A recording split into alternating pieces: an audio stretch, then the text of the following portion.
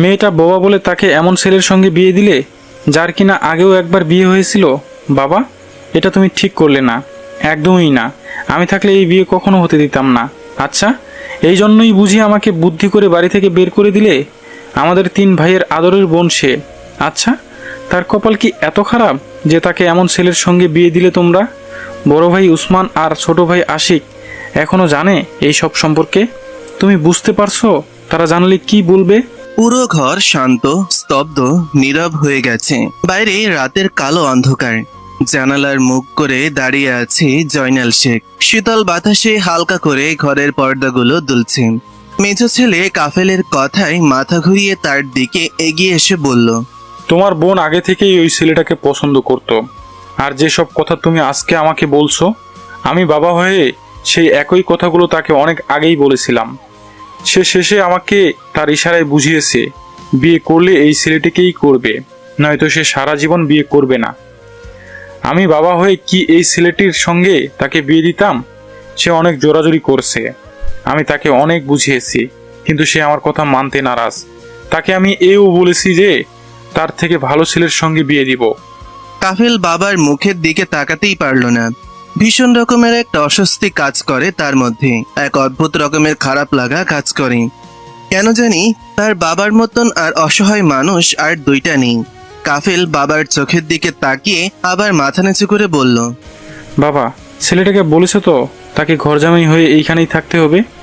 জয়নাল শেখ একটু চুপ করে থেকে বললেন, শোনো, সে কিছুদিন এই বাড়িতে থাকলেও ঘরজামাই হয়ে থাকতে পারবে না। তার ছোট বোন অসুস্থ, তাই সে ততদিন ঠিক না হওয়া পর্যন্ত কয়েকটা দিন এখানে থাকবে, তারপর দৌড়ুতিকে নিয়ে চলে যাবে কোথাও। কাফেল বাবাকে বলল, কিন্তু বাবা, আমরা আমাদের বোনকে আলাদাভাবে রাখতে চাই না। হুট করে এমন মধ্যবিত্ত পরিবারের ছেলের সঙ্গে বিয়ে দিলে, যার কোনো কাজ বা রোজগার নেই। আবার ছেলেটা আগের বউকে ডিভোর্স দিয়েছে। কী কারণে আগের বউকে ডিভোর্স দিয়েছিল তাও জানতে চাইলে না একবার? দৌড়ুতিকে আর ভেঙে পড়তে দিও না বাবা। আর কোনো বড় আঘাত সে মানতে পারবে না। আচ্ছা, এই বিয়েতে কি দুইজনের মত ছিল? প্রশ্নটা করার সঙ্গে সঙ্গেই যেন জয়নাল শেখের মুখ ফ্যাকাশে হয়ে গেল, যেন কিছু একটাতেই আটকে গেলেন তিনি। মেজ ছেলের দিক থেকে মুখ ফিরিয়ে নিচু স্বরে বললেন, তোমার মা অনেক আগে ডেকেছে কাফেল, তুমি নিচে যাও। কাফেল আর কিছু বলল না। বাবা যে খুব ক্লান্ত তা তার চেহারায় প্রকাশ পাচ্ছে, তাই সে প্রশ্ন করল না। মায়ের ঘরের দিকে পা বাড়ালো। লাল টুকটুকে শাড়ি পরে ঝলমলে বাসর ঘরে খাটের ওপর ফুলের মাঝে বসে আছে দৌরত্তি। মেয়েটার চেহারা থেকে এখনো বাচ্চামো মুখটা যায়নি। অনেক নার্ভাস সে। চারিদিকে তাকিয়ে একবার দেখে নিল। সে ঘরটা তার নিজের, তবুও বুকের মধ্যে কেন যেন লাজুক ভয় কাজ করছে। ধুকপুক করে হার্টবিট বাড়ছে। হয়তো নতুন ঘরের মালিকের আগমনের জন্য এমন দশা। তবে সে নতুন মালিককে কি করে স্বাগতম করবে? একটু পর ওয়াশরুম থেকে বের হয়ে এলো কেউ। ঘরের সঙ্গে অ্যাটাচ বাথরুম। হ্যাঁ, সে ছেলে। আর ছেলেটার উস্কো খুস্কো চুল, আর তার চুল দিয়ে চুইয়ে পড়া পানি পড়ছে। হয়তো চোখে মুখে পানি ছিটিয়ে এসেছে ছেলেটা। হাইটে বেশ লম্বা চওড়া না হলেও দৌরত্বের সঙ্গে ভালোই যায়, খারাপ কেউ বলতে পারবে না। মুখে খোঁচা খোঁচা দাড়ি, একরকম বেপরোয়া ভাব আছে চেহারায় তার। ছেলেটা গলা খাকারে দিয়ে দৌরত্বের ঘুমটা তুলে পাশে বসে বলল, আমার কিছু কথা ছিল আগে। দৌরত্তি লাজুক হাসি দিয়ে ছেলেটার মুখের দিকে তাকালো। ছেলেটা দৌরত্তির দিকে তাকিয়ে বলল, আপনি যখন আমাকে বিয়ে করতে রাজি হয়েছেন, তার মানে আমার পরিচয় হয়তো আপনার জানা। আমি তৌকির আহমেদ। আমার আপন বলতে শুধু আমার ছোট বোন আছে, সে ছাড়া আমার এই দুনিয়ায় আর কেউ নেই। ছোট বোনের বয়স 8 বছর।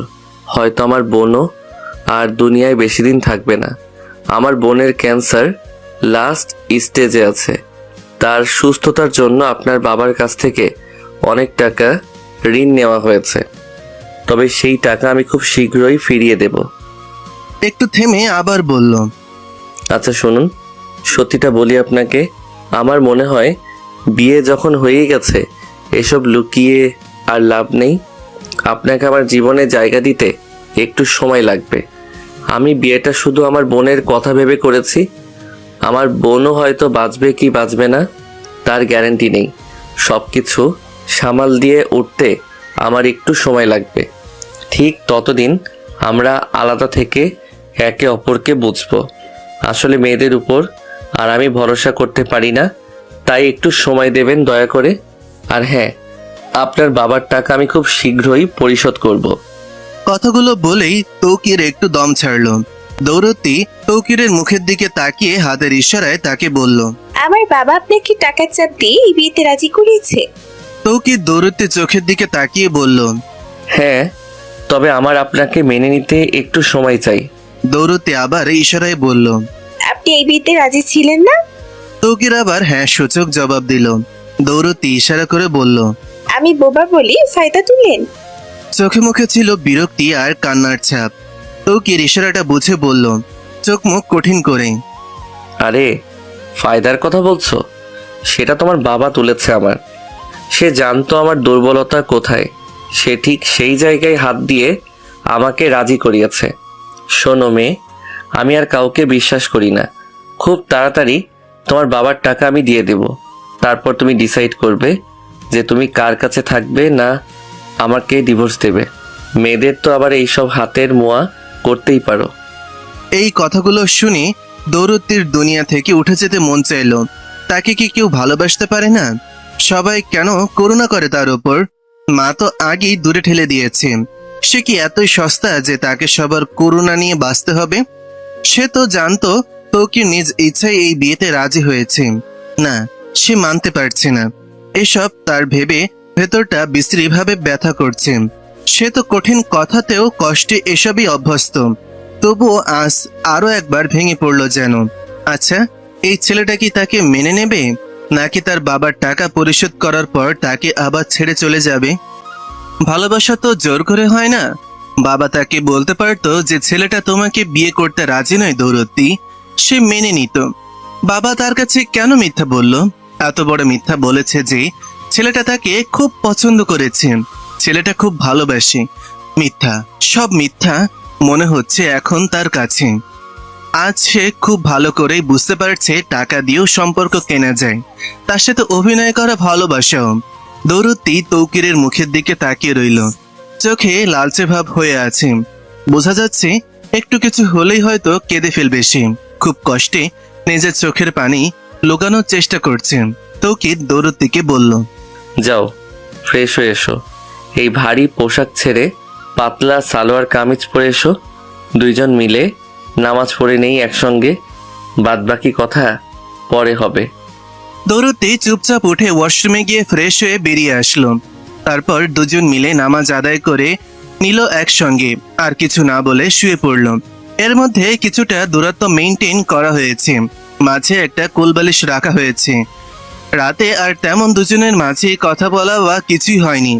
পরের দিন সকালে ঘুম থেকে উঠে আর তৌকিরকে দেখতে পায়নি দৌরতী। চোখের পাতা মেলতেই দেখলো বিছানা শূন্য হয়ে আছে, সে ছাড়া আর ঘরে কেউই নেই। তারপর ফ্রেশ হয়ে খাবার টেবিলে চলে আসে সে। সবাই নাস্তা করে চলে গেছে। সবাই বলতে এই বাড়িতে আর কেউ কারোর জন্য অপেক্ষা করে না, কখনো একসঙ্গে খাবারও খায় না। দৌরতী রুটিতে জ্যাম জেলি ভরাতে ভরাতে খেতে থাকে। একটু পর দৌরতীর বাবা জয়নাল শেখ নিচে নেমে আসেন।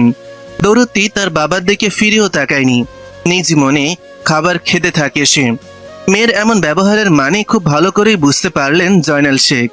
তাই আস্তে করে মেয়ের পাশে বসে তার মাথায় আলতো করে হাত দিলেন তিনি।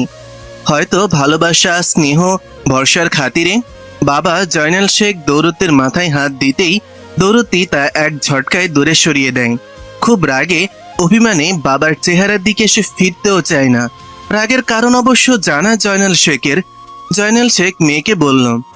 আমাকে মাফ করো মা, আমি মিথ্যা বলছি। তবে ছেলেটা তো অন্য কাউকে আর ভালোবাসে না, তোমাকে সে একদিন মেনে নেবেই। দৌরতী এবার তার বাবার দিকে কঠিন দৃষ্টিতে তাকিয়ে ইশারায় বলল। টাকা দিয়ে ভালোবাসা কিনে দিলে তুমি আমায়, যে ভালোবাসা কখনো মন থেকেই হবে না। আমি বুঝে গেছি আমার মতো বাক প্রতিবন্ধীকে কেউ মন থেকে ভালোবাসবে না। জয়নাল শেখের কলেজা যেন ফেটে চৌচির হওয়ার দশা। আসলেই কি জবাব দেবে সে? সত্যিই তো ছেলেটাকে মেন্টাল টর্চার করে বিয়েতে রাজি করিয়েছে। সে তো এই বিয়েতে রাজি ছিল না। এর থেকে তারা নয় দুজন দূরেই থাকতো। সে হয়তো আরো মেয়ের কষ্ট বাড়িয়ে দিল। জয়নাল শেখ মেয়ের কথায় জবাব দিতে পারলেন না কোনো। শুধু এক নাগাড়ে মাপ চাইলেন, তবে ভরসা দিলেন। একদিন সবকিছু ঠিক হবে। দৌড়তি আর তুমি হবে সবার থেকে বেশি সুখী আমার মা। কিন্তু দৌড়তি মানল না। খাওয়া দাওয়া বাদ দিয়ে দৌড়ে নিজের ঘরে চলে গেল। কান্না লুকিয়ে একটু পর দৌড়তিকে তার মা ঘুরে একবার দেখে নিয়ে বলল, এভাবে দৌড়ে গেল কেন ও, জয়নাল? দৌড়তির ঘরে যাবে ঠিক সে সময় দৌড়তির মা আলফা খানম নেমে আসলেন।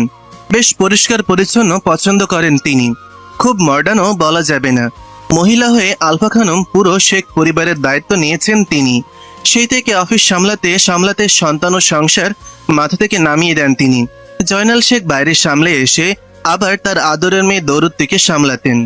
জয়নাল শেখের 2 ছেলে ও 2 ছেলের বউ কানাডায় থাকেন।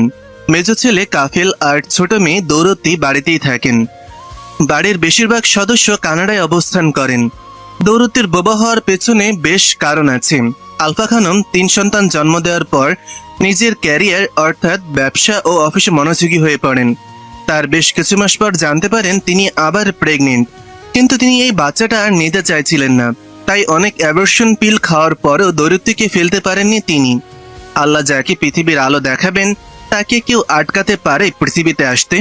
সেই সব কাজে আরো ঝগড়া, আরো অশান্তি সৃষ্টি হয় জয়নাল শেখ ও আলফা খানমের মধ্যে। কোনো কিছুতেই কিছু হয় না। অবশেষে পৃথিবীর মুখ দেখে দৌড়তি। তবে অতিরিক্ত বাচ্চা ফেলে দেওয়ার পিল খাওয়াই দৌড়তির মধ্যে একটা কমতি নিয়ে জন্মায়। আর সেটা হলো সে কখনো কথা বলতে পারবে না। তবে তার দৃষ্টি খুব শক্তপোক্ত। একবার যা দেখে তা আর দ্বিতীয়বার দেখতে হয় না। খুব ভালো করে মনে থাকে তার।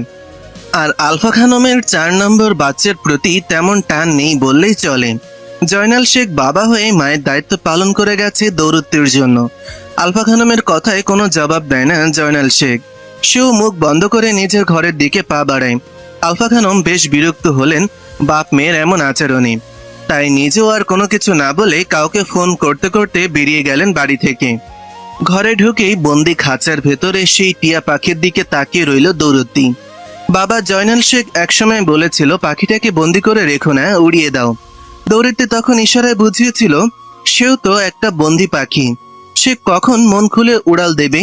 আর ইশারায় বলেছিল যেদিন তার নিজের মনে হবে যে সে মন খুলে হাসতে পারছে, নিজেকে মুক্ত পাখির মতন মনে হচ্ছে, ঠিক সেই দিনই এই পাখিটাকে নিজ হাতে মুক্ত করে দেবে সে। টিয়া পাখির একটা নামও দিয়েছে দৌড়তি, আর তার নাম হলো ইতি। পাখিটা কথা বলে, মানুষের বলা শব্দগুলো নকল করে বলতে পারে। দৌড়তির আবার কথা বলা পাখি বেশ পছন্দ তার। ইতির কাছে যেতেই ইতি ডেকে উঠল, দৌতি দৌতি, শোনো, চুপি কথা শোনো। দৌড়তি পাখির কাছাকাছি চলে গেল। বোবা মানুষেরাও মনে মনে কথা থাকে, তাদেরও কল্পনা থাকে, আর থাকে মনের শব্দ বুনন। চোখ দুইটা দিয়ে তাকিয়ে রইল মেয়ে পাখিটার দিকে আর মনে মনে বলল, আমি কেন তোর মতো একটু কথা বলতে পারি না ইতি? একটু কথা বলতে পারলে হয়তো সবাই মূল্য দিত আমায়। সারাদিন আর ঘর থেকে বের হলো না দৌড়তি। চুপচাপ নিজের ঘরে বসে জানালা দিয়ে বাইরে থাকা রঙ্গনা ফুল গাছটা দেখতে লাগলো সে। এই করে পুরোটা দিন শেষ। রাত নেমে আসলো। রাতে খাবার জন্য বাড়ির সবাই দরজায় এসে ডাকলেও মেয়েটা দরজা খুলল না। গভীর রাতে না খেয়ে শুয়েছিল সে। না খেয়ে ঘুমিয়ে পড়ল দৌড়তি। মেয়েটা নিজেকে ছোট থেকেই একা রাখতে থাকে। যখনই মন খারাপ হয় নিজেকে ঘর বন্দি করে ফেলে সে। সারাদিন কেটে যাবার পর ঠিক রাত 12টার দিকে গম্ভীর কণ্ঠে কেউ একজন ডাক দিল, এই যে দৌড়তি, দরজাটা খুলুন। দৌড়তি এক রাতের মধ্যে চেনা হয়ে গেছে কণ্ঠটা কার। দরজা খুলতেই টৌকির ঘরে প্রবেশ করলো। হাতে কিছু একটা ছিল প্যাকেটের মতো। তা খাটে রেখে ফ্রেশ হয়ে ওয়াশরুমে চলে গেল সে। ওয়াশরুম থেকে ফিরে দেখলো দৌড়তি প্যাকেট খুলে ফেলেছে তাকে না বলে। প্লেটে ঢেলে প্যাকেটে রাখা সাদা ভাত ও মাছের ঝোল ঢেলে খাচ্ছে সে। এই ব্যাপারটা দেখে তৌকির একটু অবাক হলো। এ কেমন মেয়ে, না বলেই তার খাবারের প্যাকেট খুলে খাচ্ছে। সারাদিন রেস্টুরেন্টে কাজ করে ছোট বোনের জন্য দৌড়াদৌড়ি করে খাওয়ার সময় পায়নি দেখে নিজের জন্য খাবারটুকু নিয়ে এসেছিল সে। ক্ষুধায় পেটের মধ্যে কি যেন গুঁতো মারছে তাকে। না খেয়ে সে একদম থাকতে পারে না।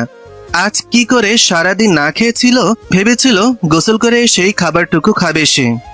তার উপর একটু ঘাড় ঘুরিয়ে এদিক ওদিক তাকাতেও দেখলো না, মেয়েটা যে পেছনে কেউ দাঁড়িয়ে আছে কিনা। ভারী অদ্ভুত। একবার তাকে শুধাতে পারতো খাবারটা কার জন্য আনা হয়েছে। তৌকির এক হাতের আঙুল দিয়ে নাকের ডগা চুলকাতে চুলকাতে দৌরত্বের সামনে দাঁড়িয়ে বলল, এটা আমার খাবার। সারাদিন কিছু খাওয়া হয়নি আমার। আমি খাওয়ার জন্য এনেছিলাম। আপনি কি এখনো খাবার খাননি? দৌরত্তি কথাটা শুনে একটু লজ্জা পেল। পাওয়ারই কত কথা, না বলে কারো জিনিস নিয়ে ফেলেছে, আবার গ্রাসে গ্রাসে খাচ্ছেও সে। প্লেটে আর মাত্র 2 লোকমার মতন ভাত অবশিষ্ট রয়েছে। কি বলা উচিত বুঝে উঠতে পারছে না সে। ইশারায় বলল, খাবার খাইনি, তবে কাল রাতে তুমি আর এখন আপনি করে কেন বলছেন? তৌকির দৌরত্বের থেকে চোখ সরিয়ে বলল, অতিরিক্ত কিছুই আমার পছন্দ না। না পছন্দ অতিরিক্ত কথা বলা মানুষ। দৌরত্তি তখন ইশারায় বুঝিয়ে দিল, কিন্তু সে তো কথা বলতেই পারে না। দুজনের মধ্যে আবার একটু চোখাচোখি হলো। দৌরত্তি আবারও ইশারায় বোঝালো সে কি এই বাকি খাবারটুকু খাবে। বাবার সঙ্গে রাগ করে সে আজ পুরো দিন কিছুই খায়নি। তার খাবারটুকু সে খেয়ে ফেলেছে। সে ভেবেছিল তার জন্য হয়তো খাবার আনা হয়েছে। সে ভুল ছিল, একটু বেশি আশা করে ফেলেছে সে। তৌকির আর কিছুই বলল না। হাত ধুয়ে প্লেটে রাখা বাকি 2 লোকমা ভাত খাবার খেয়ে শুয়ে পড়ল তৌকির, আর নিজের জায়গায় নিজের বিছানার একপাশে গিয়ে ঘুমিয়ে পড়ল।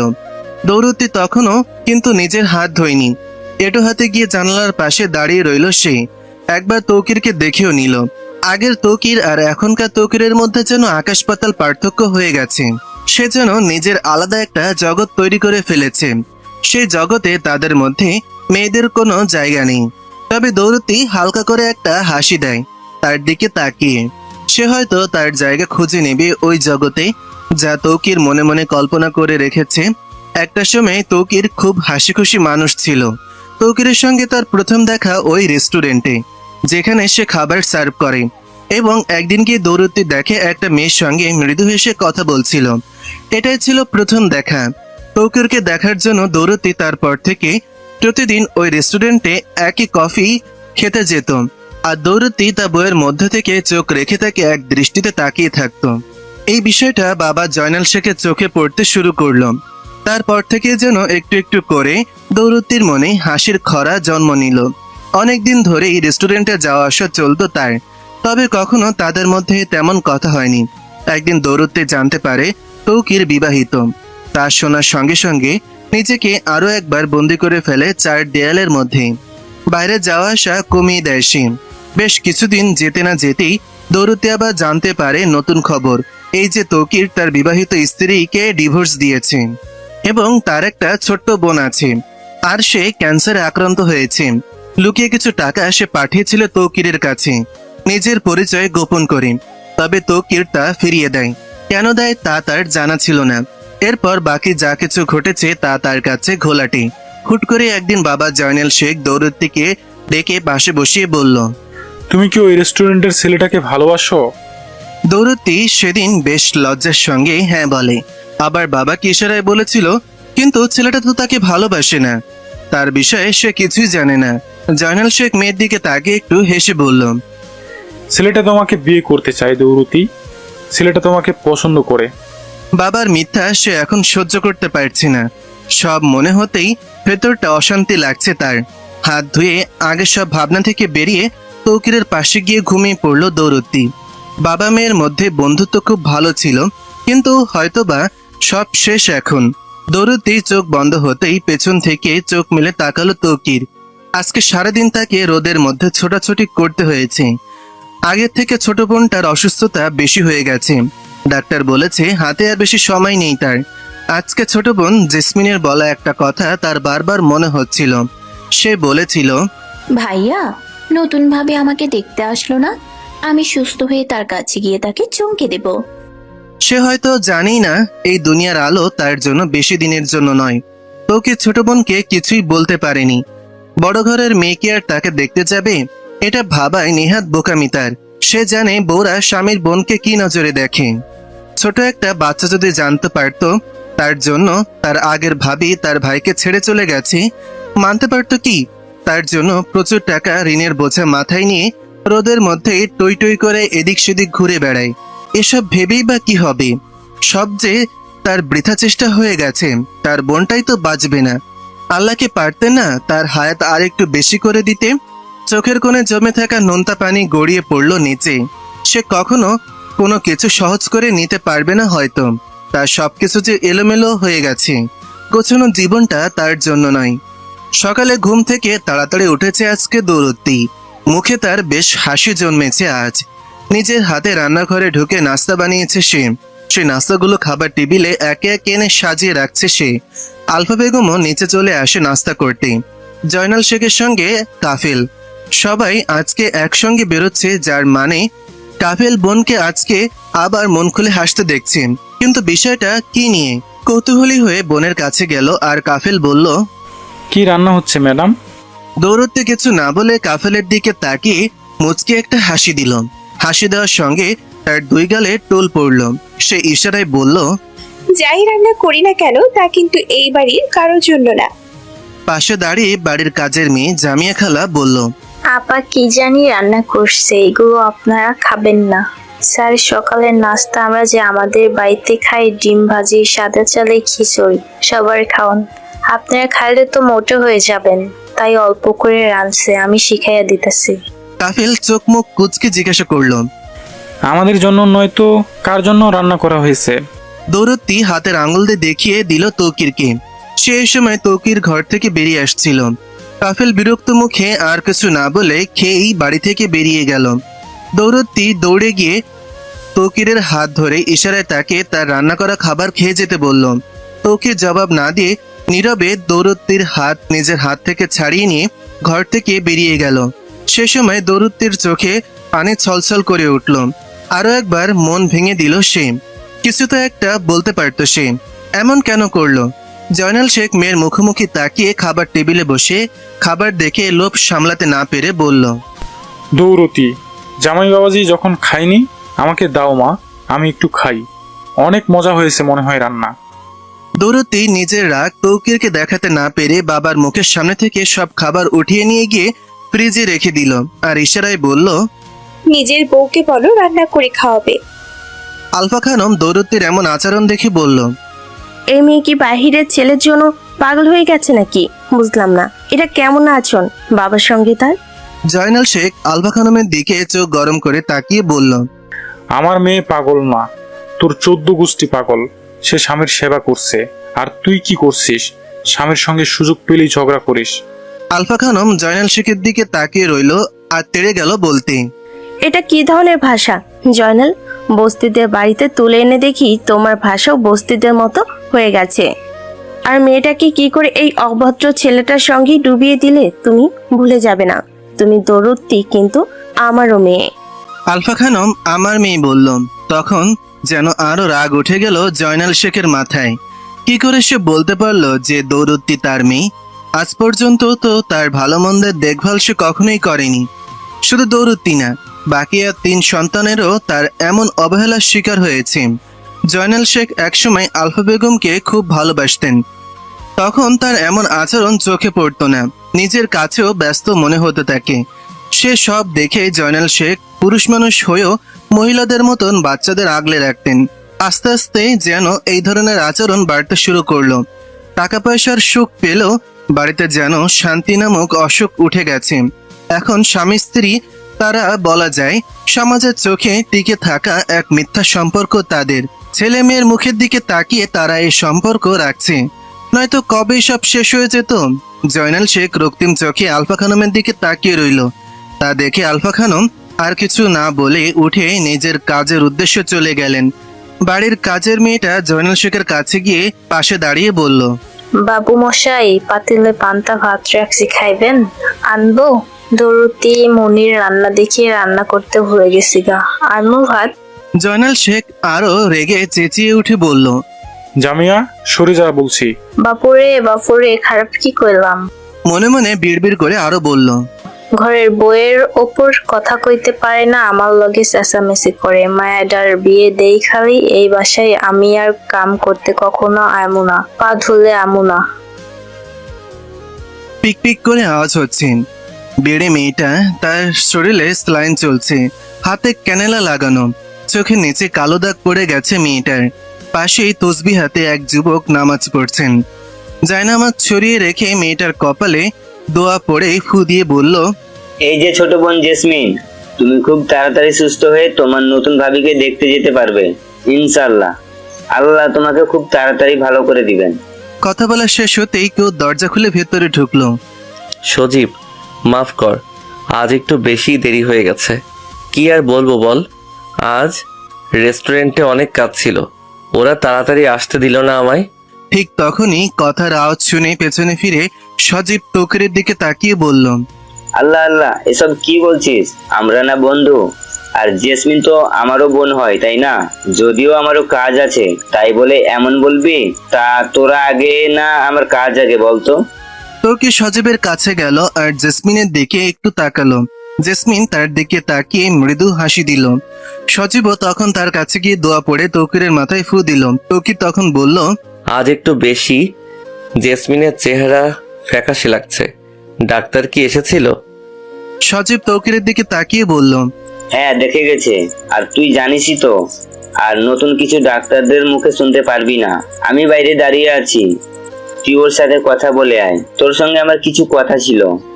বলেই সজীব বাইরে চলে গেল। তৌকির জেসমিনের পাশে গিয়ে বসলো। তার দুই হাত ধরে কপালে আরেক হাত দিয়ে বুলিয়ে দিল। জেসমিনের ভাইয়ের দিকে তাকিয়ে মৃদু কণ্ঠে বলল, ভাই, তুমি বলেছিলে আমি ভালো হয়ে ভাবিকে দেখতে পাবো, কিন্তু এখন মনে হচ্ছে আমি যেতে পারবো না। আমি চাই ভাবিকে দেখতে, তাকে আমার কাছে আসতে বলো, আমি দেখা করব। রাতে আমার অনেক শরীর যন্ত্রণা করে ভাই, মাথা ব্যথা করে, কিছু একটা আমাকে ডাকতে আসে বারবার। আমি তাকে ফিরিয়ে দেই।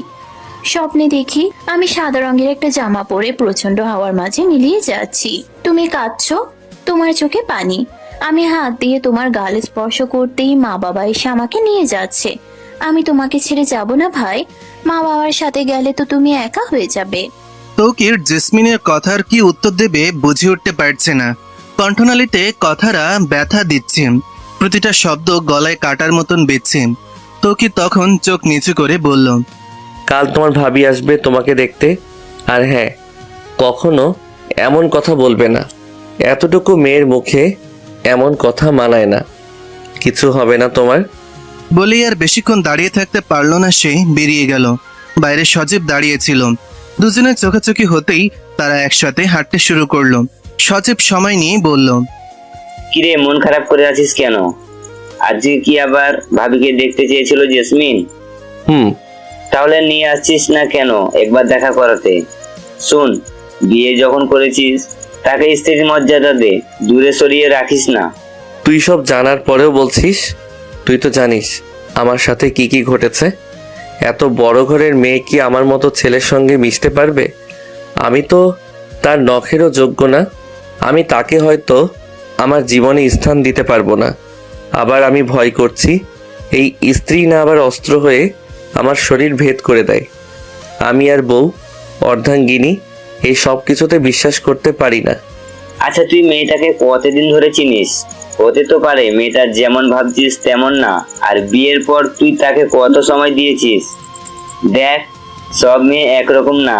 যদি সব মেয়ে খারাপ হতো তাহলে আমরা কখনো ভালো মা বোন পেতাম না, ভালো স্ত্রীও না। তুই ভাব, তোর ভাবি কেমন, মানে আমার স্ত্রী, সে তো কখনো এমন করেনি। কখনো করো নফসে সমস্যা থাকে। সবাই খারাপ না, আবার সবাই ভালো না। তুই কখনো কারো কাছে সমান হতে পারবি না। তাই বলছি, মেয়েটাকে একটু সময় দিয়ে দেখ। তৌকির আর কিছু না বলে দুজন মিলে বাইরে চলে গেল। কাফেল হাসি মুখে দৌরত্বের ঘরে ঢুকে দেখলো দৌরত্তি ইতিকে খাঁচার মধ্যে খাবার দিচ্ছে। খাবার দিয়ে পেছন ফিরতে এসে কাফেলের দিকে তাকিয়ে ইশারায় বলল, সে এখানে কেন এসেছে? কাফেল হেসে বলল, চল আজ দুইজন মিলে মুভি দেখি। দৌরত্তি ইশারায় বলল। রাত অনেক হয়েছে, এই সময় না। কাফেল আবার হেসে দিয়ে বলল, এই সময়ই তো বেশি মজা। মনে আছে ছোটবেলার কথা, 4 ভাই বোন মিলে ভূতের মুভি দেখতাম। তুই কত ভয় পেতি, চোখ বন্ধ করে আবার আঙ্গুলের ফাঁক দিয়ে সব দেখতিস। শেষ পর্যন্ত কি হয় তার অপেক্ষায়। দৌরত্তি মৃদু হেসে ইশারায় বলল, হঠাৎ এইসব জাগলো কেন? কারো প্রেমে পড়লি নাকি? আগে তো বোনের কথা এত মনে পড়তো না। দৌরত্তি কাফেলের এমন আচরণের মানে বুঝতো। সে খুব খুশি হলে টুপ করে দৌরতের কাছে এসে এই আবদারটুকু করত সে। আজও ব্যতিক্রম নয়। কাফেল দৌরত্তির দিকে তাকিয়ে মুচকি হেসে বলল, ধরে নে তেমন কিছু। এখন নিচে চল।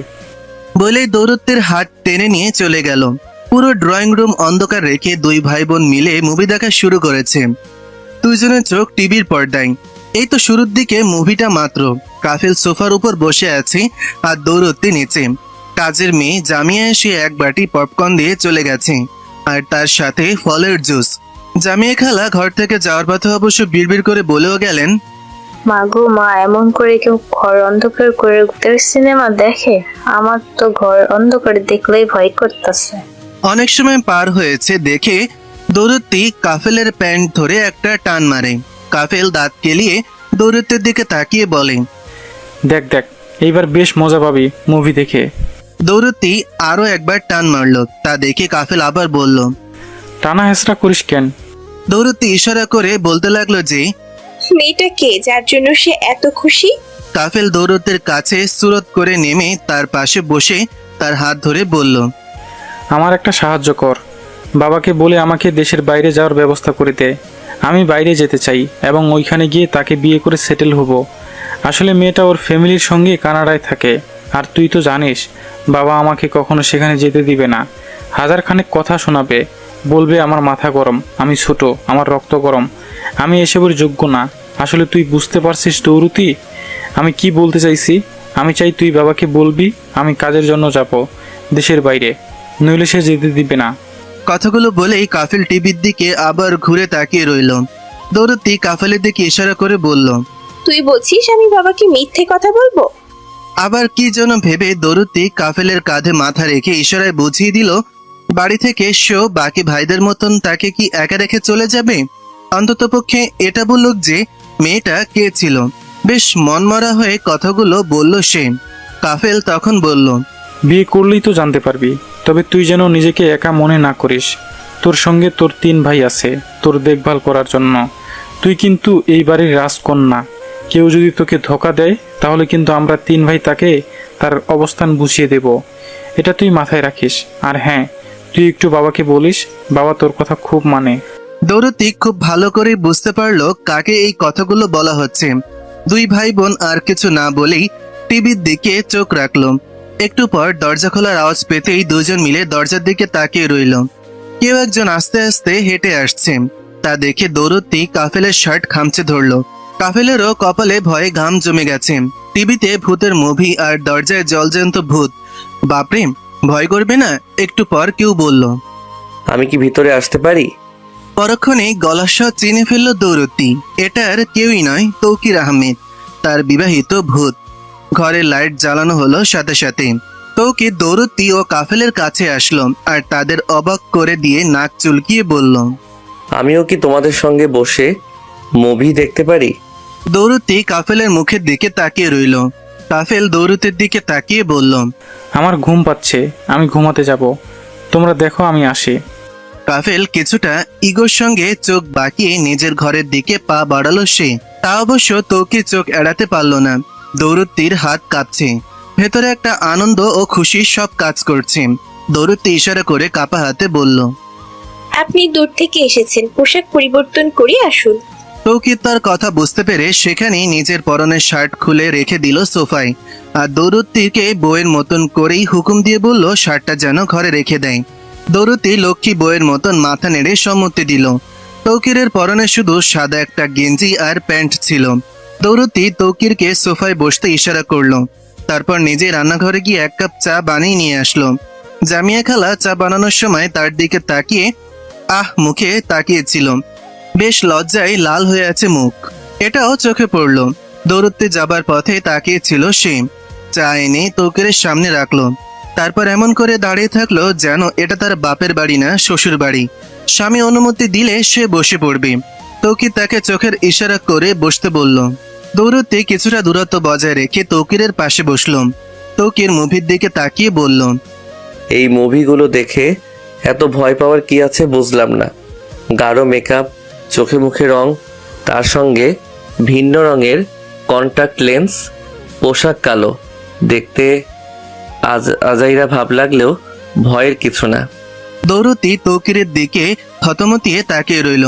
রিমোট হাতে তুলে নিয়ে মুভি বদলে দিল তৌকির। তৌকিরের চোখ টিভির দিকে থাকলেও হাত দিয়ে দৌরত্তিকে নিজের কাছে টেনে নিল।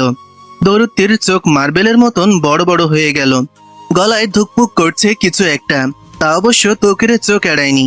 তৌকির সামনে টেবিলে রাখা জগ থেকে পানি ঢেলে দিল, দৌরত্তিকে বাড়ি দিয়ে বলল, খেয়ে নিয়ে রুমে এসো, তোমার সঙ্গে কিছু কথা আছে আমার। একের পর এক অবাক করে দেওয়ার ব্যাপার স্যাপার ঘটছে তার সঙ্গে। আপনি থেকে তুমি, অপ্রত্যাশিতভাবে কাছে টেনে নেওয়া। স্বামী কি তার পাগল হয়ে গেল নাকি? তৌকির আর দেরি না করে ঘরের দিকে চলে গেল। দৌরতিও তার পেছন পেছন যেতে শুরু করলো। ঘরে প্রবেশ করেই দেখলো তৌকির ওয়াশরুমে চলে গেছে। তা দেখে দৌরতি খাটের পাশে আলগোছে বসলো। নিজের ঘরে সবকিছু যেন তার হজম হচ্ছে না আজ। যা পাবে বলে কল্পনা করেনি তাই হয়তো হতে চলেছে তার সঙ্গে।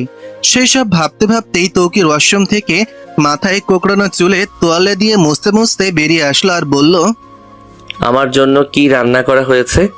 সকালে ব্যস্ত থাকায় কিছু খেয়ে যেতে পারিনি। কিছু রান্না করেছো? দৌরতি তো কিছুই আর রান্না করেনি। তা মনে হতেই রান্নাঘর থেকে ছুটে বেরোতে যাবে, ঠিক তখনই তৌকির তার হাত টেনে ধরে এনে খাটের পাশে বসিয়ে দিয়ে বলল, আচ্ছা, এত ব্যস্ত হওয়ার দরকার নেই। আমার কিছু কথা ছিল তোমাকে বলার। দৌরতি কৌতূহলী হয়ে তৌকিরের দিকে তাকিয়ে রইল। তৌকির আর অনুমতি নেওয়ার প্রয়োজন মনে করলো না। সে বলতে শুরু করলো, আমার বোন জেসমিন তোমাকে দেখতে চাই। যদিও আমি মনে করি তোমার মতো বড় ঘরের মেয়ে ওই সস্তা হাসপাতালে নাও যেতে পারো। তবে আমার খুব করে অনুরোধ থাকবে, একবার যেন কাল আমার সঙ্গে যাও আমার বোনকে দেখতে। দৌরতি ইশারা করে বলল, সে এমন করে কেন বলছে? তার বোন মানে তো দৌরতির বোন, সে অবশ্যই দেখতে যাবে। তৌকির আর কিছুই বলল না। আবার আগের মতন মাথা নিচু করে নিজের জায়গায় শুয়ে পড়ল। দৌরতি তাকে একবার ইশারা করে বলল, আপনি খাবার খাবেন না? তৌকির দৌরতির মতো করেই হাতের ইশারা করে পাশে শুতে বলল। দৌরতি গিয়ে তার পাশে শুয়ে পড়ল। এর মধ্যে কোলবালিশ রাখা ছিল। তৌকির কোলবালিশ সরিয়ে রেখে দৌরতিকে আরো একবার কাছে টেনে নিল আর মনে মনে তৌকির বলল, সবকিছুর একটা সমাপ্তি দরকার আছে। এখন নয় অভিনয়, কাল নয় সত্যি, এছাড়া উপায় নেই। আমি দেখছি না। আলফা খানম অনেক রাতে বাড়ি ফিরেছেন। এটা নতুন নয়। নিজের ঘরে চেয়ারে বসে জয়নাল শেখ চা খাচ্ছেন আর বই পড়ছেন। আলফা খানম ওয়াশরুম থেকে বেরিয়ে আয়নার সামনে বসে নিজেকে পরিপাটি করে নিচ্ছেন। তা অবশ্য জয়নাল শেখ বেশ খেয়াল করেছেন। বয়স বাড়লেও নিজেকে বয়স্কদের থেকে বেশ সাজিয়ে গুছিয়ে রাখেন তিনি। নিজের আলাদা একটা ফ্যাশন আছে বলা যায়। হাতে পায়ে লোশন মেখে মাথায় চিরুনি করতে করতে বলল, বাহ জয়নাল, তুমি দেখি টাকা দিয়ে মেয়ের জামাই কিনে এনেছো। আজকাল ভালোই টাকা দিয়ে মেয়েকে সুখ কিনে দেওয়া হচ্ছে। বাবা হয়ে এমন কি করে পারলে তুমি? আমার মেয়েটাকে দেখভাল করিনি বলে দিনে কত কথাই না শুনিয়েছো, আর আজ মেয়ের মন নিয়ে খেলা করছো। দূরত্বে কিন্তু আর ছোট বাচ্চা নেই যে তুমি তাকে ভুলিয়ে ভালিয়ে রাখবে। জয়নাল শেখ চোখ মুখ কুঁচকে বলল, এইসব বিষয়ে তুমি জানলে কি করে? কে বলেছে তোমাকে? বাজে কথা বলবে না, বুঝলে? আর ওরা একে অপরকে ভালোবাসে বলেই আমি নিজ দায়িত্বে কাজী অফিসে ওদের নিয়ে গিয়ে বিয়ে পড়িয়ে দিয়েছি। আলফা খানম তাচ্ছিল্যের হাসি হেসে বলল, কি পাগল তুমি? ছেলে মেয়ে সবার কাছে মিথ্যা বলা যায়, কিন্তু ঘরের বউয়ের কাছে মিথ্যা বলে একদিন ধরা পড়তে হবে। এটা তোমাকে কেউ বলেনি? শোনো জয়নাল, ব্যাংক থেকে টাকা তুলেছো, ব্যাংকের লোকেদের বলে আসতে তো পারতে। এতগুলো টাকার ব্যাপার লুকাতে তো আর পারলে না তুমি। জয়নাল শেখ ক্রূর দৃষ্টিতে তাকিয়ে দাঁতে দাঁত চেপে বলল, ওই টাকাগুলো আমার, তাই আমার প্রয়োজন পড়েনি আমি কাকে বলে খরচ করব। আর আমি আমার মেয়ের জন্য সব করতে পারি আলফা। আর তুমিও তো ছোট ওই টাকার পেছনে পেছনে। মনে রেখো একদিন ক্লান্ত হয়ে আমাদের কাছেই তোমাকে ফিরতে হবে। আরো মনে রেখো টাকাই সব না কিন্তু। আলফা খানম জয়নাল শেখের মুখের দিকে তাকিয়ে বলল, আমি টাকা ঘরে তুলে আনছি আর তুমি টাকা দিয়ে মেয়ের জন্য মিথ্যা সম্পর্ক গড়ে তুলেছ। মা হয়ে তার কখনো খারাপ চাইনি, কিন্তু হ্যাঁ, তার থেকে সবসময় দূরে থেকেছি। কখনো এমন কিছু হয়তো করিনি যাতে তাকে কষ্ট পেতে হয়। কষ্ট পাবে কেন? আমি তো কখনো তার কাছেই বসিনি। আর তুমি কি করলে? মেয়েটার সব থেকে আপন মানুষ হয়ে তাকে ডুবিয়ে দিলে। কখনো ভেবে দেখেছো দূরত্বে ভালোবাসার মানুষ পেল, মানুষটা তাকে ভালোবাসলো কিনা? এই ধরনের সম্পর্ক পাওয়ার থেকে না পাওয়াই ভালো আমার মুখ কাছে মনে হয়। যাই হোক, আর এই ছেলেটাই বা কেমন? ছেলেটার বোন যখন বাঁচবে না, কেন এত টাকা খরচ করে সে বোকার মতো হাসপাতালে ফেলে রেখেছে? বিরক্তিকর, বোকা সব। জয়নাল শেখ এই কথা শুনে রাগী মুখে তাচ্ছিল্যর হাসি হেসে বলল, তুমি সম্পর্কেও রেখেছো নামে। তুমি নিজের স্বার্থে আমাকে বিয়ে করেছো আলফা। তুমি রক্তের টান মানে বুঝবে না। ও হ্যাঁ, তুমি বুঝবে কি করে? তোমার তো আপন কেউ হারায়নি আজ পর্যন্ত। তুমি কি বলতে চাইছো তৌকির জানে ওর বোন মারা যাবে, এরপরেও বেঁচে থাকা মানুষকে বিনা চিকিৎসায় মেরে ফেলবে? আমি বললাম না তুমি ভালোবাসা, মায়া, টান এগুলো কখনো ফিল করতে চাওনি। তবে আমারও ভরসা একটা জায়গায়, যে ছেলেটা তার বোনকে এত ভালোবাসতে পারে, না জানি আমার মেয়েটাকে কতই না ভালোবাসলে কি কি করবে। আমি বিশ্বাস করি একটা সময়ে আমার মেয়ে অনেক সুখী হবে। তাই বলছি এসব নিয়ে আর কথা বলবে না। আর রইলো আমার টাকার কথা, ওগুলো আমার টাকা, মানে আমার মেয়ে জামাইয়ের টাকা। ওরা ইচ্ছে মতো খরচ করতে পারে, এতে আমার বিন্দু পরিমাণ আফসোস হবে না। আলফা খানম আর কিছু বলতে পারলেন না। দুজন দুজনকে কিছুক্ষণ দেখে নিল। সকালে ঘুম ভাঙার পর তৌকির আর দৌরতি একসঙ্গে নাস্তা করে নিল। যাওয়ার পথে তৌকির দৌরতিকে বলে যায় রেডি হয়ে থাকতে। বিকেলের দিকে তারা বেরিয়ে পড়বে জেসমিনকে দেখতে যেতে। বরাবরের মতোই আজও যে যার মতন ঘুম থেকে উঠে নাস্তা করে বেরিয়ে পড়েছে। কিন্তু কাফেল দৌরতির খাবার টেবিলে সামনাসামনি বসে একে অপরকে চোখে চোখে ইশারা করছে কিছু বলার জন্য। দৌরতি তো তার বাবার ওপর আগে থেকে অভিমান জমিয়ে রেখেছে, তাই সে কাফেলকে বারবার ইশারা করছে সে এসব কথা বলতে পারবে না এখন। কাফেল তবুও তার পিছু ছাড়ল না। জয়নাল শেখ তাদের এমন অদ্ভুত আচরণ দেখে একবার বলেছিলেন, কিছু বলবে তোমরা? কেউ কোনো কিছুই বলতে পারেনি। সারাদিন এই করেই কেটে গেছে। কাফেল বেশ বিরক্ত হয় এবার দৌরত্বের ওপর। শেষমেশ হার মেনে নিয়ে ঘরে ফিরে, তারপর বন্ধুদের সঙ্গে বাইক রেসে বেরিয়ে পড়ে।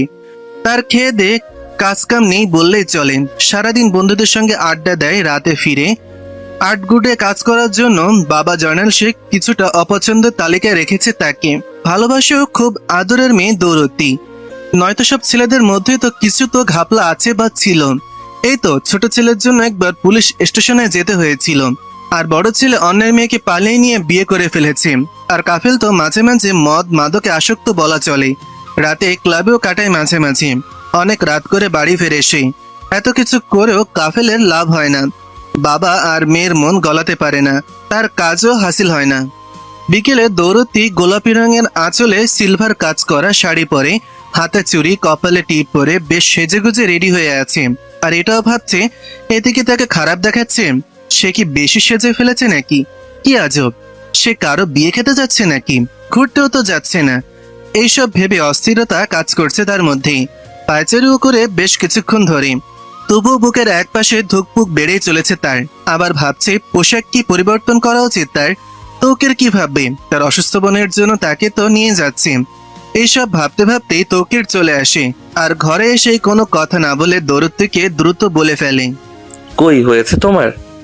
এবার আমরা যেতে পারি, বেশি সময় থাকা যাবে না। এই 3 ঘন্টার ছুটিতে আসলাম, আবার যেতে হবে রেস্টুরেন্টে। এই বলার সময় একবারও তৌকির দৌরতের দিকে তাকালো না বা দেখলো না বা খেয়াল করলো না। তা দেখে দৌরতি নিজেই তৌকিরের কাছে গিয়ে শার্ট গামছা ধরে ইশারা করে বলল তাকে এই পোশাকে একদম মানাচ্ছে না। আর একটু সময় কি সে দেরি করবে পোশাক চেঞ্জ করতো? তৌকির একবার দৌরতির দিকে তাকিয়ে পর্যবেক্ষণ করে নিল আর বলল, এই সাজ ঘরে মানায়, বাইরে না। এমন সাজ নিজের স্বামীর জন্য তুলে রাখা উচিত। তোমাদের বাড়ির কেউ হয়তো জানে না, মেয়েদের বাইরে বের হলে পর্দা করে বেরোতে হয়। যাই হোক, বোরখা আছে? এমন প্রশ্নে দৌরতি তৌকিরের হাত টেনে ধরে নিয়ে আলমারিতে রাখা অনেক রঙিন সব টপ আর বোরকা দেখালো, যেগুলোতে চাকচিক্য জরির কাজ করা। তৌকিরের এইসব ভালো লাগলো না। দৌরতি তার চোখ মুখ দেখেই বুঝতে পারলো। তাই সে সাধারণ একটা টপ আর ওড়না দিয়ে হিজাব বেঁধে রেডি হলো। সে ইশারা করে তৌকিরকে বলল, আমার জামা কাপড়ের মূল্য বেশি হলেও দেখতে মোটেও ভালো নয়। তুমি কি তোমার কম রোজগারে একটা সস্তা বোরখা কিনে দেবে আমায়? আমি যত্ন করে রেখে দেব। তৌকির তার ইশারা না বোঝার ভান করে তাকে হাত ধরে টেনে নিয়ে গেল। দৌরতি বাড়ি থেকে আসার পথেই তৌকিরকে ইশারা করে একবার বলেছিল যে সে যেন প্রাইভেট কারে করে যায় বাড়ির গাড়িতে। কিন্তু তৌকির দৌরতির মুখের ওপর মানা করে দেয় আর বলে সে যদি তার সঙ্গে যায় তো তার সাথে এসে সেখানেই নিয়ে যাবে, ঠিক যেখানেই চড়ে যেতে হবে তাকে। দৌড়তি আর কিছু বলে না। দৌড়তি তারপর থেকে পুরো রাস্তায় একদম চুপ হয়ে যায় এবং চুপচাপ কোনো কথা ছাড়াই চলে গেল সে। তারপর একটা রিক্সা করে সোজা হাসপাতালে চলে যায় তারা। জেসমিন যে কেবিনে ভর্তি আছে সেই কেবিন রুমে চলে যায় দুইজনই। দৌড়তি তার পিছু পিছু হাঁটতে থাকে। কেবিনে গিয়ে যা দেখে তা দেখার জন্য দুইজনই প্রস্তুত ছিল না। জেসমিনের মুখে সাদা কাপড় দিয়ে ঢেকে দেওয়া হয়েছে। পাশেই দাঁড়িয়ে আছে সজীব, নিশ্চুপ হয়ে। সজীবের চোখ লাল হয়ে গেছে। তৌকিরের বুকের মধ্যে ধক করে উঠল যেন। সে আস্তে আস্তে জেসমিনের কাছে গিয়ে তার মুখ থেকে সাদা কাপড় সরিয়ে দিল। সজীব তৌকিরকে তার পেছন থেকে বলল, আজকে দুপুর 11টা থেকে 12টা পর্যন্ত তোকে অনেক ফোন করছি, ফোন বন্ধ দেখাচ্ছিল বারবার। জেসমিন দুপুর 12টার দিকে ইন্তেকাল করেছে। ইন্নালিল্লাহি ওয়া ইন্না ইলাইহি রাজিউন। বলেই কান্নায় ভেঙে পড়ল সে। নিজেই দুই হাত দিয়ে মুখ ঢেকে নেয় সে। মেয়েটাকে যে বোনের মতন ভালোবেসেছিল সে ভাবতেই পারছে না এত অল্প বয়সে দুনিয়া ছাড়বে সে। তৌকিরের চোখে নোনা পানিতে ভরে গেছে। সজীব যে এত কথা বলল সেই কথাগুলো যেন তার কান অব্দি পৌঁছালো না। সবকিছু থমকে দাঁড়িয়ে গেছে যেন তার কাছে। দরজায় দৌড়তি অবাক হয়ে দাঁড়িয়ে আছে। সে কল্পনাও করতে পারেনি হঠাৎ করে এত খারাপ সময়ের মুখোমুখি হতে হবে তাকে। দৌরত্বের কণ্ঠ থেকে আওয়াজ না আসলেও চোখ দিয়ে অনবরত টুপ টুপ করে পানি পড়ছে। একটু পর কিছু ডাক্তার এসে সজীবকে কি যেন বলল। সেই দিকে দৌরত্তি ও তৌকিরের মধ্যে কারোরই খেয়াল নেই। তৌকিরের কানে যেন কোনো প্রকার আওয়াজই যাচ্ছে না। একটা কথাই বারবার বাজতে শুরু করলো, জেসমিন ইন্তেকাল করেছে। ছোট বোনের হাত শক্ত করে ধরতেই গুটি কয়েক লোক এসে তাকে ধরে নিয়ে গেল। মনে হলো এই বুঝি পাখি উড়াল দিল আপন ঘরে। ধপাস করে নিচে বসে পড়ল তৌকির। শরীরের সব শক্তি যেন হারিয়ে গেছে তার। তা দেখে দৌড়তে ছুটে গেল তৌকিরের কাছে। সেও তার সঙ্গে নিচে বসে পড়ল। তৌকিরের পাশে তৌকিরকে শক্ত করে জড়িয়ে ধরল সে। তৌকির দৌড়তিকে আর সরিয়ে দিল না। দৌড়তিকে ধরেই সে গলা ছেড়ে কান্না করতে করতে বলল, আমি আমার বোনকে শত চেষ্টা করেও ধরে রাখতে পারলাম না। আমার বোনের ভাগ্য খুব খারাপ, সে সবার কাছে বোঝা হয়ে থেকেই গেল। আমি তার শেষ কথাটুকুও রাখতে পারলাম না। দৌড়তিও নিঃশব্দে চোখের পানি ফেলতে থাকলো। তৌকিরকে নিজের বুকের মধ্যে জড়িয়ে ধরে ওইদিকে সজীব জেসমিনের মৃত লাশের সঙ্গেই বেরিয়ে গেল। তাকে তো দাফনের ব্যবস্থা করতে হবে। তাদের মধ্যে কেউ এটা আশা করেনি যে জেসমিন তাদের রেখে এত তাড়াতাড়ি পরপারে পাড়ি জমাবে। দুপুর শেষে সন্ধ্যা নামতেই জানাজার ব্যবস্থা করা হলো। অনেক সময়ের পরও যখন কেউ বাড়িতে ফিরছিল না, ঠিক তখনই জয়নাল শেখ তৌকিরকে ফোন করে। আর সেই ফোন সজীব কানে ধরে সবকিছু খুলে বলাতেই কাফেল সহ জয়নাল শেখ চলে আসে এবং খাটিয়া ধরে। সজীব ও তৌকির সামনের খাটিয়া ধরে নিয়ে চলে যায়। পেছনে দুই বাপ ছেলে ছিল। কবর দেওয়ার পরে তারা বাড়িতে কোনো মতে ফিরে আসে। আল্লাহ কখন কাকে ডেকে নেবে এটা সঠিক সময় হয়তো কেউই জানে না। একদিন সবাইকে দুনিয়া ছাড়তে হবে, তাও আবার একা একা। বাড়িতে ফিরেই তৌকির দৌড়তিকে বলে দেয়, একদিনের জন্য যেন সে তাকে একা ছেড়ে দেয়। তারপর তৌকির ঘরে ঢুকেই নিজের সবকিছু জামা কাপড় গুছিয়ে বেরিয়ে পড়ে। তার সবকিছু দৌড়তি জানালার পাশে দাঁড়িয়ে দেখেছিল, কিন্তু কিছু বলতে পারছিল না। তৌকির বাইরে যেতেই দেখলো সজীব রিক্সা নিয়ে বসে আছে।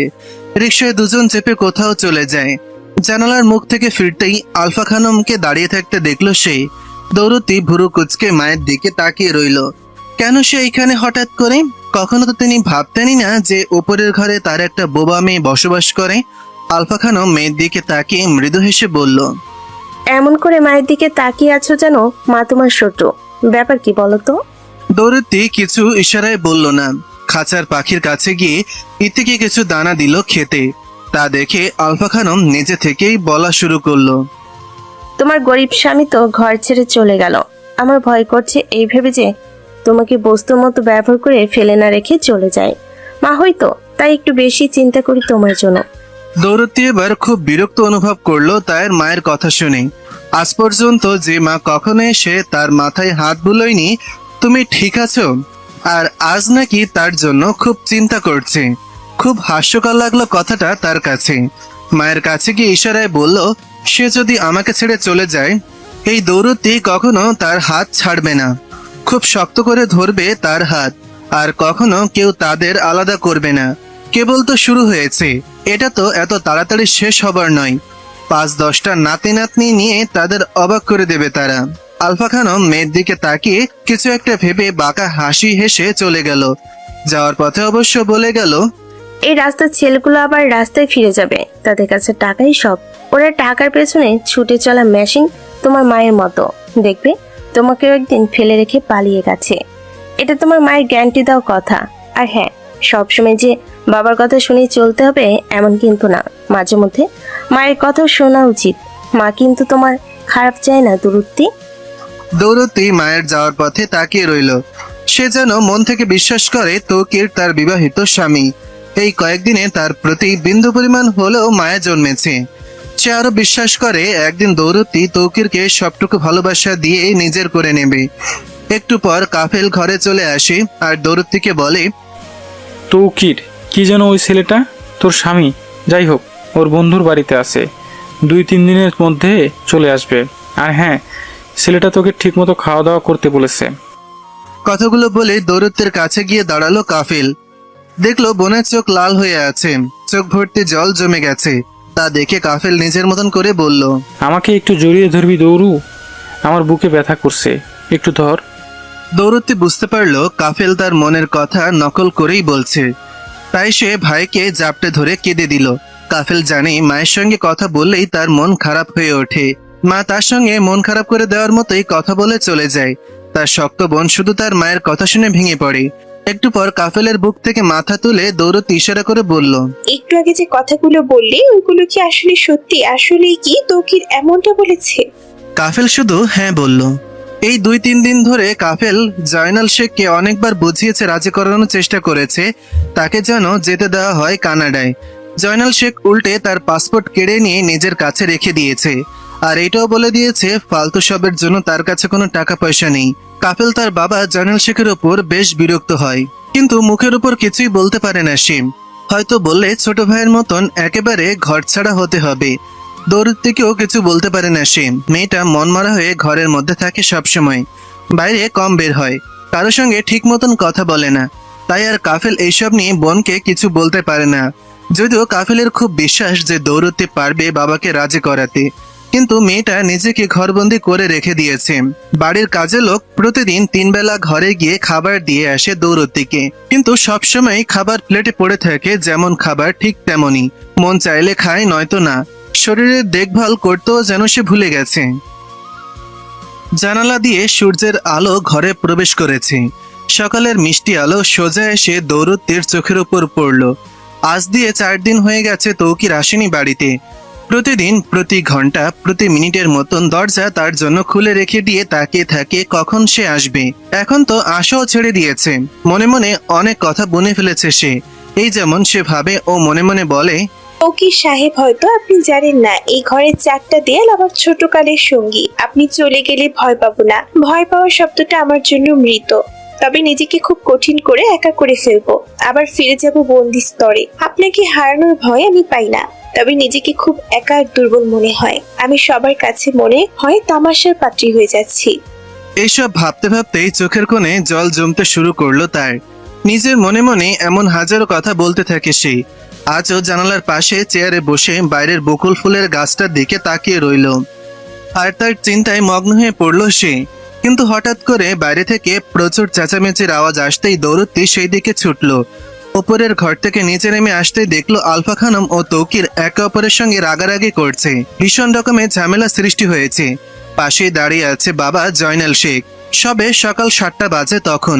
আলফা খানম বেশ লজ্জাজনক কথা বলছে তৌকিরকে, এই যেমন, এটা কি বাপদাদার হোটেল রুম পেয়েছো? যখন ইচ্ছা আসবে আবার 2-3 দিনের জন্য হারিয়ে থাকবে। এইসব যত চোরেদের তো কোনো গ্যারান্টি নেই, কখন কি আবার চুরি করে নিয়ে যায় বাড়ি থেকে ভাগবে। প্রথমে তো বোনের নাম দিয়ে প্রচুর পরিমাণ অর্থ খরচ করিয়েছ, এখন বার নাটকীয় কথা শোনাচ্ছ রোজগার করে সব টাকা পরিশোধ করবে। তোমাদের মতো ছেলেদের খুব ভালো করে জানা আছে আমার।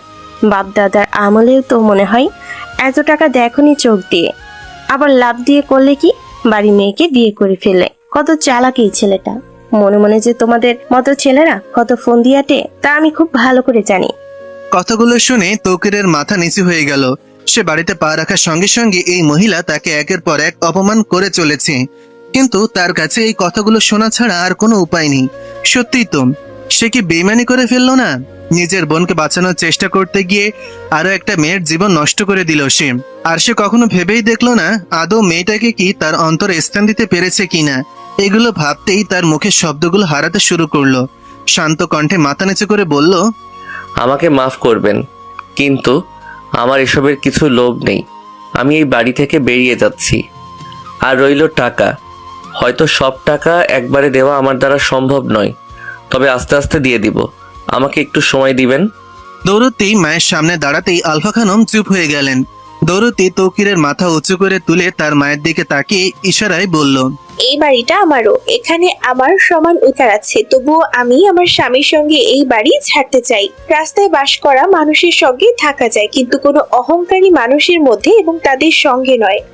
ওইদিকে জয়নাল শেখ বারবার তাদের ঝগড়ার মধ্যে সতর্ক করার পরও যখন আলফা খানম একের পর এক অপমান করছে তৌকিরকে, ঠিক তখনই কান বরাবর একটা থাপ্পড় মারলেন তিনি। থাপ্পড় গালে পড়ার সঙ্গে সঙ্গেই সবকিছু যেন কিছুক্ষণের জন্য চুপ হয়ে রইল। জয়নাল শেখ খুব বিরক্ত হয়ে পড়েছেন। তার চেহারা দেখলেই খুব ভালো করে বোঝা যায় তিনি ক্লান্ত হয়ে গেছেন আর নিজেকে সামলাতে পারলেন না। ছাড়াছাড়ি ফিরে আসা, আলাদা হওয়া, ভিড়ে মিশে অনেক কিছু সহ্য করলেও আজ কিছুই সহ্য করতে পারলেন না তিনি। তৌকিরের মুখের দিকে তাকিয়ে বললেন, দেখো ছেলে, নিজে এবং বউকে সুখে রাখতে চাইলে তোমাকে এই বাড়ি ছাড়তে হবে। বাড়িতে অর্থের সুখ থাকলেও মনের সুখ কখনো খুঁজে পাবে না তুমি। তাই বলছি চলে যাও। আর হ্যাঁ, অবশ্যই নিজের বউকে সঙ্গে করে নিয়ে যাবে। সে কিন্তু এই বাড়ির মেয়ে আর নয়। যেই দিন তাকে কবুল বলেছ সেই দিন থেকে ও তোমার হয়ে গেছে। তাই আমি বাবা হিসেবে তার কাছে পর। আমার সঙ্গে তার আর কোনো সম্পর্ক নেই। যদি কোনো সম্পর্ক থেকে থাকে তা হলো দৌরতি শেখ থেকে দৌরতি মেহেদ হয়ে গেছে। তৌকির আহমেদের বিবাহিত স্ত্রী দৌরতি মেহেদ। বাকি কথা বলার মতো পরিস্থিতিতে আমি নেই বাবা। খুব ভালো হবে এখনই যদি কিছু চিন্তা করো তুমি। তৌকির বেশ কিছুক্ষণ দম নিয়ে দৌরতির দিকে তাকালো। দৌরতি তার পাশে গিয়ে শক্ত করে হাত ধরে নিল। তা দেখে আলফা খানম বুঝে গেলেন তার মেয়ে এই ছেলেটার সঙ্গে বাড়ি ছাড়তে চাইছে। নিজের রাগ সামলাতে না পেরে জোর করে তৌকিরের হাতের মুঠো থেকে দৌরতির হাত ছাড়িয়ে নিয়ে যাওয়ার পথে জয়নাল শেখ আবারও পথ আটকে দাঁড় করালেন আর বললেন, মাথা খারাপ হয়ে গেছে আলফা। দৌরতিকে ছেড়ে দাও। সে ওই ছেলেটার সঙ্গেই যাবে বাড়ি থেকে। তুমি তো চাইতে না যে ছেলেটা থাকুক। ঠিক তখনই আলফা খানমের চোখে মুখে কিছু একটা হারানোর ভয় জেগে বসলো যেন। তৌকিরের কাছে গিয়ে ইনিয়ে বিনিয়ে বলল, দেখো, ছেলে যত ইচ্ছে এই বাড়ির টাকা পয়সা শেষ করো, আর কখনো কোনোদিন কিছু বলবো না আমি। কিন্তু আমার মেয়েকে আমার কাছ থেকে দূরে সরানোর কথা মাথায় এনো না, ঠিক আছে? কথা শেষ করতেই একটা পাগলাটে হাসি দিয়ে বসলো। তারপর দৌরতের কাছে গিয়ে তার চোখ মুখে হাত দিয়ে অদ্ভুত কণ্ঠে বলল, আমি এবার থেকে আর তোমাকে ঘরে বন্দি করে রাখবো না মা, কিন্তু তুমি আমাকে ছেড়ে যাওয়ার কথা ভেবো না। তৌকির আর দৌরতি একে অপরের মুখোমুখি তাকিয়ে রইল কিছুক্ষণ। আর কি বলল আলফা খানম, আর তা তাদের কান পর্যন্ত গেল না। তৌকির আলফা খানমের চোখের সামনে দৌরতির হাত শক্ত করে ধরে নিয়ে চলে গেল দরজার দিকে। পেছন থেকে আলফা খানম ছুটতে যাবে তাদের ধরতে, কিন্তু জয়নাল শেখের হাতের মুঠোয় তার হাত বেঁধে পড়েছে। আচ্ছা আব্বু, তারপর তুমি আর মা নানু বাড়িতে যাওনি? ছোট 7 বছরের ছেলে তৌহিদের মুখে এইসব কথা শুনে অতীত থেকে বর্তমানে চোখ ভাসমান হলো তৌকিরের। তৌকির তার মাথায় হাত বুলিয়ে দিয়ে বলল, আর যাওয়া হয়নি। তবে একদিন তোমার মেজ মামা কাফেলের সঙ্গে রাস্তায় আমার দেখা হয়েছিল। আর হ্যাঁ, আমার ভালো করেই ঠিক মনে আছে, যানবাহন চলিত রাস্তার একপাশে আমি বসে লোহা পেটাচ্ছিলাম। তোমার আম্মুকে যখন তার বাবার বাড়ি থেকে এনেছিলাম তখনই আমার রেস্টুরেন্টের কাজটা চলে যায়। তোমার সজীব চাচ্চু তার বাড়িতে ভাড়াটিয়া হিসেবে আমাদের থাকতে দিয়েছিল। তারপর কামারের কাজটাকেই বেছে নিতে হয়েছিল আমায়। কয়েকশো মানুষের ভিড়ে লোহা পিটিয়ে লোহাকে যন্ত্রে রূপান্তরিত করাই আমার কাজ হয়ে দাঁড়িয়েছিল। সেই সময় তোমার মামা সেদিন আমাকে দেখতে পেয়ে কাছে ছুটে এসেই বলেছিল, আমার বোন কেমন আছে? কথাটা শুনে আমি মাথা তুলে তার দিকে তাকিয়ে রইলাম। আগের মতো তার চোখে মুখে কোনো ইগো বা তাচ্ছিল্যের কিছুই আমার চোখে পড়েনি। আমার তখন কপাল ও চুল থেকে চুয়ে চুয়ে ঘাম পড়ছিল। আমি পেছনে পাইকর গাছের নিচে থেকে ছোট একটা টুল টেনে তোমার মামাকে বসতে দিয়েছিলাম। সে কোনো কিছু না বলেই নির্দ্বিধায় সেখানে বসে পড়েছিল। তার হাতে ছিল চকচকে জরির কাজ করা একটা বিয়ে বা রিসেপশনের কার্ড। সেটা হাতে না পাওয়া অবধি বোঝার উপায় ছিল না এটা কিসের। আমার পাশাপাশি বসেই আমার দিকে তাকিয়ে। সেই সময় দোকানে কাজ করতো তোমার বয়সের এক বাচ্চা, নাম তার বাবলু। আমি বাবলুকে চিৎকার করে ডেকে দিয়ে বললাম, 2 কাপ চা নিয়ে আয়। ছেলেটার পরনে খয়েরি গেঞ্জি ও শর্ট প্যান্ট ছিল। ভাবনার বিষয় হলো প্যান্টের তলা প্রায় সময় দেখতাম ছেঁড়া থাকতো। ভালো একটা প্যান্ট পরতে বললে বলতো, কি যেন কন ভাই, কামের সময় নাকি নতুন কাপড় পরে ঘুরবো ধুর। বলেই পাগলাটে হাসি মুখে তার থাকতো। সেই দিনও ব্যতিক্রম ছিল না। বাবলুকে চা নিয়ে আসতে বলেই আমি তোমার মামার দিকে তাকিয়ে বললাম, আচ্ছা, রাস্তার খোলা চা কি চলবে? কি যে বলেন, আমি কখন বললাম যে 5 স্টার হোটেলের চা লাগবে? তারপর আবারও বলল, কই, আমার বোনের কথা তো কিছু জানালেন না। আমি সেই দিন সেই সময় তার দিকে তাকিয়ে বললাম, সকালে ঘুম থেকে উঠে আসার সময় ভালো দেখে রেখে এসেছি। এখন তো আর আমি বাড়িতে নেই, তাই বলতে পারছি না।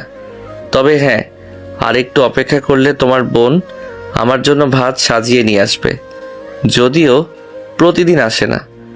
বাবলু গিয়ে বাড়ি থেকে আনে, দুপুরে খাবার নিয়ে আসে প্রতিদিন।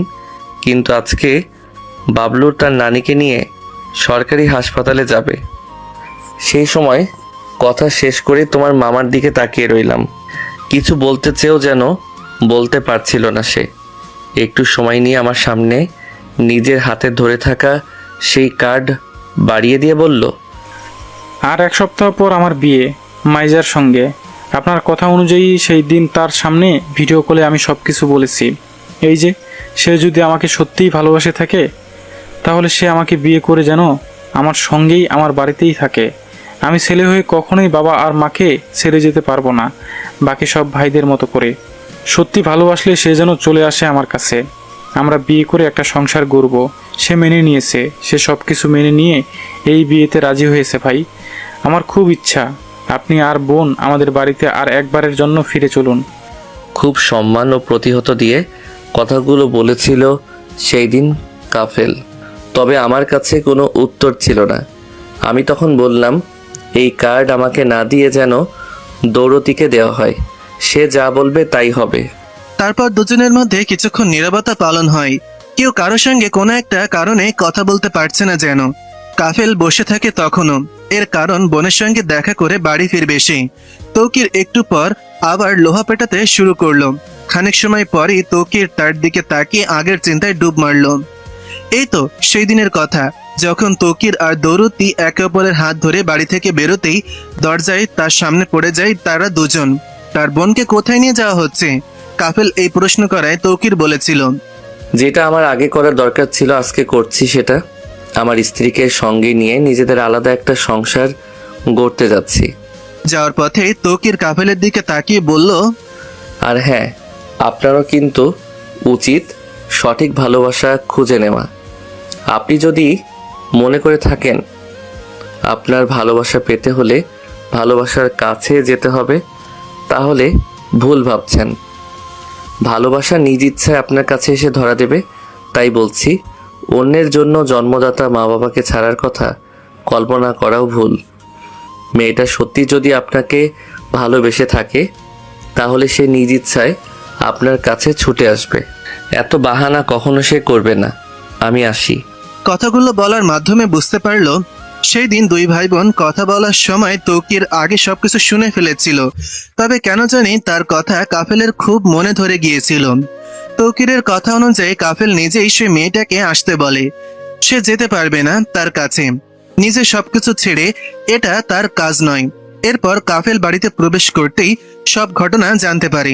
তবে তার মধ্যে রাগ কাজ করে না, কেন জানি খুশিও হতে পারল না সে।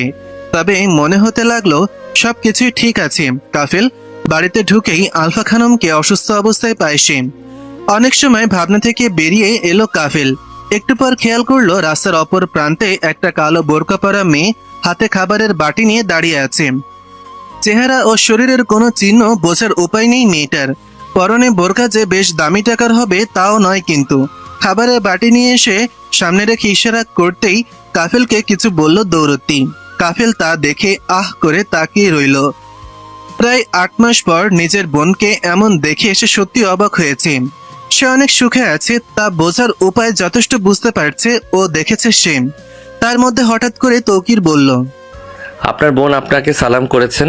কাফেল চোখ নামিয়ে সালামের উত্তর দিল, একইভাবে তাকেও কার্ড দিল, কিন্তু দৌরতী ইশারায় না করে দিল সে আর কখনো ওই বাড়িতে যাবে না, যে বাড়িতে তার স্বামীকে তুচ্ছ তাচ্ছিল্য মনে করা হয়। কাফেল বুঝতে পারে, মাথা নিচু করে শেষবারের মতন সেই দিন দৌরতীকে বলেছিল যে, আচ্ছা, তোকে আমার বিয়েতে আসতে হবে না, শেষ একবারের জন্য মাকে দেখতে আসিস। মা এখন প্যারালাইসিস হয়ে বিছানায় পড়ে আছে। মা তোমাদের কথা প্রায় বলে, যদি আসো তো খুব ভালো লাগবে। এই কথা শুনে সেই দিন দৌরতী তৌকিরের দিকে তাকিয়ে রইল। তৌকির একটা প্রশ্ন করল, কি করে এমন হলো? তোমরা বাড়ি ছাড়ার পরেই এমন হয়েছে, তবে এটা মায়ের আগে থেকেই দেখা দিয়েছিল। সেটাকে তার কাজের জন্য নিজেই ভ্রুক্ষেপ করেননি তিনি। তৌকির তার ছেলেকে বলল, সেদিন আমরা তোমার নানির সঙ্গে দেখা করতে যাই। দেখা করার কিছুদিন পর শুনতে পেলাম তিনি মারা গেছেন। ইন্না লিল্লাহি ওয়া ইন্না ইলাইহি রাজিউন। তৌহিদ বাবার দিকে তাকিয়ে বলল, এরপর আর কখনো যাওয়া হয়নি নানি বাড়িতে। না, আর যাওয়া হয়নি। জানাজার সময় একবার।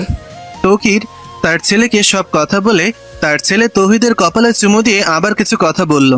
শোনো বাবা, একটা কথা বলি, তোমার জীবনে এমন অনেক মানুষ আসবে, তবে তুমি শক্ত হয়ে সামনে দাঁড়াবে। কোনো কিছুতেই থেমে যাবে না তুমি। দুনিয়া ও জীবন পরীক্ষাশালা, এখান থেকে অনেক কিছুই শেখা যায়। এই যেমন তোমার জীবনে অনেক মানুষের আগমন হবে, কেউ ঠকাবে, কেউ শেখাবে, কেউ বা মায়ায় ফেলে চলে যাবে, কেউ তোমার বিশ্বাস অর্জন করবে, আর সব সময়ের জন্য তোমার মায়ের মতো পাশে থাকবে। কথাগুলো শেষ হতেই পেছন থেকে দৌড়তে ছোট্ট বাচ্চা ছেলে তৌহিদের কান চেপে ধরে ইশারাই বলল, পড়ার টেবিল ছেড়ে পালিয়ে এসেছো কেন? তৌহিদ মায়ের কাছ থেকে নিজের কান ছাড়িয়ে নিয়ে দৌড়ে ঘরে চলে গেল। তারপর দৌরতী তৌকিরের কাছে বসে ইশারায় বলল, আজকে কি খাবে? দৌরতীর হাত শক্ত করে ধরে কাছে টেনে নিয়ে তৌকির বলল, যা তুমি খাওয়াবে আজকে। আর শোনো, কিছু কথা বলি, আমার এই জীবনে আবার শুরু হলে তুমি কিন্তু শেষও তুমি বাকুমবতী। তোমার কি মনে হয় না ইতিকে ছেড়ে দেওয়া উচিত? দৌরতী তার দিকে তাকিয়ে রইল কিছুক্ষণ, তারপর বাইরের বারান্দায় দৌড়ে গিয়ে পাখির খাঁচা নিয়ে চলে আসলো তার কাছে। এরপর আগে সবকিছু মনে করে জানালার পাশে গিয়ে ছেড়ে দিল ইতিকে। উড়াল দিল পাখি খোলা আকাশে আপন তরে। তৌকির তার কাছে গিয়ে দৌরতীর কপালে একটা চুমু দিয়ে বলল, তুমি কথা বলতে পারো না দৌড়তি, কিন্তু তুমি তো চোখে হাজার খানিক শব্দ বুনন করো। তুমি মনে মনে ব্যাকুলতা সৃষ্টি করো। তুমি আমার বাকুমবতী, তা কি জানো? শোনো দৌড়তি, দ্বিতীয়বার যদি নতুনভাবে জীবন শুরু করে নিতে পারতাম, সেই জীবনেও তুমি হতে আমার প্রথম স্ত্রী। আমার ভেঙে পড়া ভরসাহীন জীবনে তুমি ছিলে শিশির কণা। আমার সব নেগেটিভ চিন্তাকে তুমি শেষ করে আমার অন্তরে জায়গা করে ফেলেছ। আমি হয়তো মৃত্যুর আগ পর্যন্ত আর তোমার হাতটা ছাড়তে পারবো না। তুমি ছিলে আমার প্রতিটি কাজে। কখনো এটা বলনি যে এই কাজের জন্য তোমাকে লজ্জায় পড়তে হতে পারে। আজ আমি অনেক বড় বুটিক্সের দোকানের মালিক, শুধু তোমার আর আমাদের সন্তানের জন্য। তুমি আমার বেরঙিন ঘরকে যখন প্রথমবার এসেই পাকা গিন্নির মতো গুছিয়ে দিয়েছিলে, আর আমি কাজ হারিয়ে ক্ষুধার্ত পেটে ঘরে ঢুকেছিলাম, তখনই মনে হয়েছিল এই দুনিয়ায় মধুর সম্পর্ক ছিল পবিত্র স্বামী স্ত্রীর সম্পর্ক। নিজ হাতে যখন তুমি পানি এগিয়ে দাও, তখন নিজের কষ্টকে কিছুই মনে হয় না আমার। আমি বুঝেছি, ভুল যখন আসে তারা আসে মানুষ চেনাতে, আর কিছু মানুষ আসে সঠিক হয়ে ভুল থেকে ফুলকে চেনাতে। সমাপ্ত।